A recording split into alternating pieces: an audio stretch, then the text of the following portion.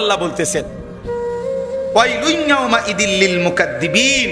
এবার শোনো, যারা মিথ্যাবাদী, যারা নাফরমান, যারা পাপী, যারা আমার কথা মূল্যায়ন করলা না, গুনাহ ছাড়লা না, সুদে ঘুষে কিস্তিতে হারামে ওজনে কম দিয়ে ধোঁকাবাজি করে অশ্লীলতা বেহায়াপনা মদ জুয়া চরিত্রহীনতা নাচ গান উলঙ্গপনাতেই জীবন কাটাইলা, আল্লাহ বলে তোমাদের জন্য দুর্ভোগ, কিয়ামতের ময়দানে লাঞ্ছনা, আযাব। আযাব। আশ্চর্য কথা শুনেন, আজীব কথা শুনেন।